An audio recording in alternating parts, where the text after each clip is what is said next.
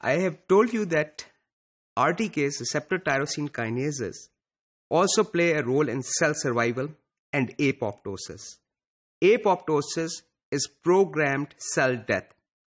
Basically, cells that are not needed, they are told to commit suicide for the greater good of the organism or the host in which these cells are living. So let's see how these receptor tyrosine kinases can manage that.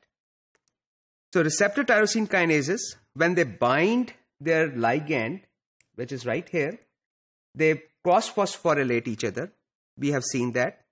They activate PI3 kinase. We have talked about that as well. PI3 kinase phosphorylates PIP2 and generates a PIP3 molecule right here. This PIP3 molecule can bind proteins which have pH domain. In other cells, earlier we talked about B cells that make antibody. In other cells, there is protein called PDK1, which basically which abbreviates for phosphatidylinositol phosphate dependent kinase 1.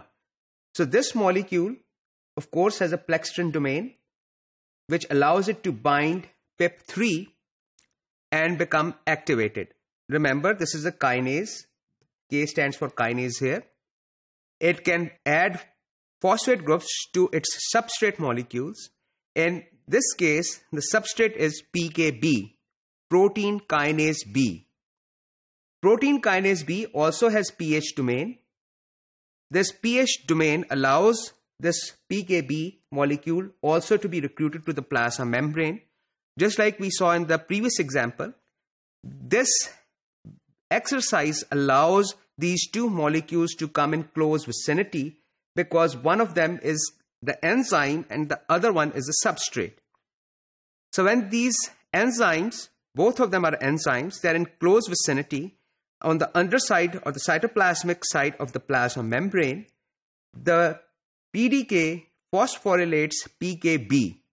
When PKB is phosphorylated, it goes through a conformational change that allows this molecule PKB to dislocate or dissociate from the phosphatidylinositol phosphate, triphosphate, and move to the cytoplasm.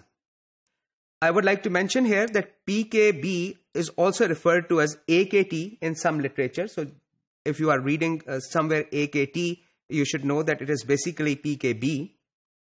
So PKB comes to the cytoplasm. Here it phosphorylates several proteins. One of them is BAD. This protein BAD right here is basically inhibiting a protein that inhibits apoptosis. So active protein, this death inhibitory protein in its active form inhibits apoptosis. So when BAD is phosphorylated, it releases protein and it allows this protein to do its job, which is to keep cell alive. If the PKB is not activated, BAD is not phosphorylated, the cell will go through apoptosis. Active BAD will go and tell the cellular machinery that cell needs to go through apoptosis. So basically, this PKB is promoting cell survival. PKB also promotes cell survival by inhibiting other cell death activators, in some cases by inhibiting the transcription of the genes that encode them. So PKB plays a very important role in cell survival. We will continue our discussion about receptor tyrosine kinases in the next module.